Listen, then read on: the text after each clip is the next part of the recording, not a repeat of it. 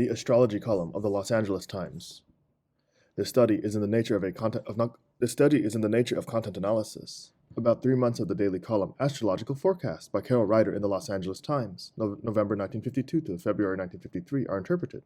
As a corollary, some observations on a number of astrological magazines are presented. We want to give a picture of the specific stimuli operating on followers of astrology, whom we hypothetically regard as representative of the whole group of those who go for secondary occultism, and of the presumptive effect of these stimuli. We assume that such publications mold some ways of their readers' thinking, yet they pretend to adjust themselves to the reader's needs, wants, wishes, and demands in order to sell. We regard this content analysis as an inroad to the study of the mentality of larger groups of a similar frame of mind. There are various reasons for choosing this material. Limitations on research facilities prevented real fieldwork and forced us to concentrate on printed material rather than on primary reactions. Such material seemed to be most copious in astrology and was easily accessible. Also, astrology probably has the largest following among the various occultist schools in the population. It is certainly not one of the extreme occultist trades, but puts up a facade of pseudo-rationality which makes it easier to embrace than, for example, spiritualism.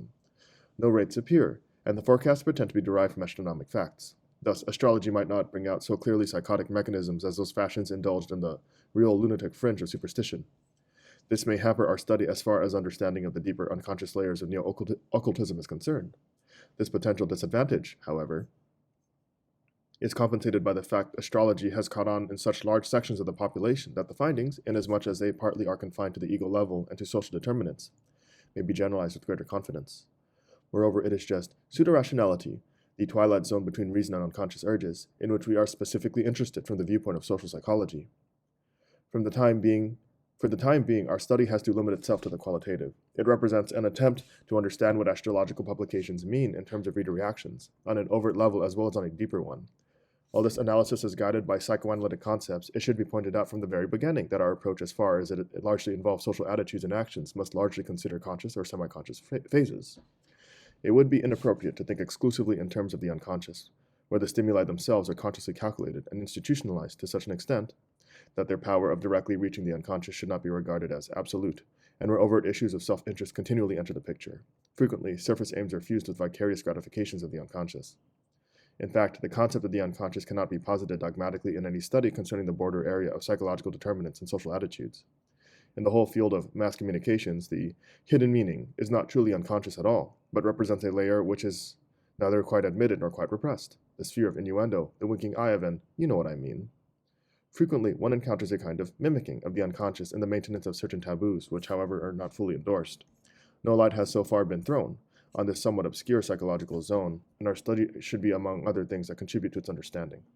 It goes without saying that the ultimate basis of this zone has to be sought in the truly unconscious, but it might be a dangerous fallacy to regard the psychological twilight of numerous mass reactions as straightforward manifestations of the instincts.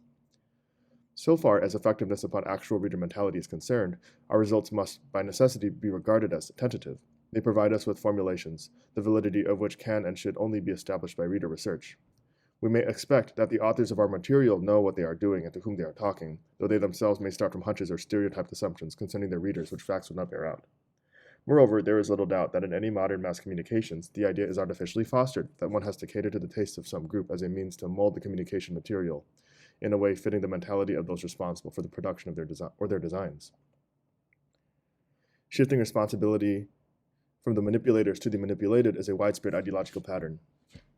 We must therefore be cautious not to treat our material dogmatically as a mirrored reflection of the reader's mind.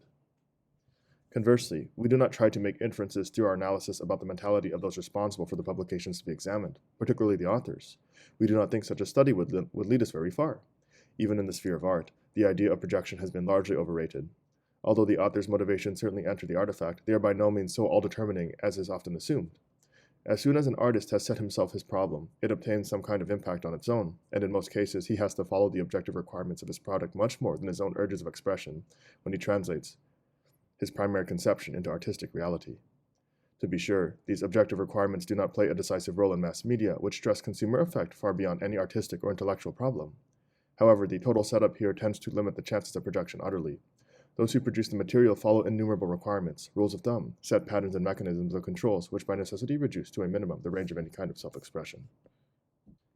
Certainly, the author's motivations are but one source, while the set patterns to which they have to stick seem far more important. While it would be very hard to trace back a production like the Los Angeles Times column to any single source in particular, it is integrated in such a way that the material speaks a kind of language on its own which can be read and understood, even if we do not know much about the processes which led to the formulation of the language and infused it with meaning.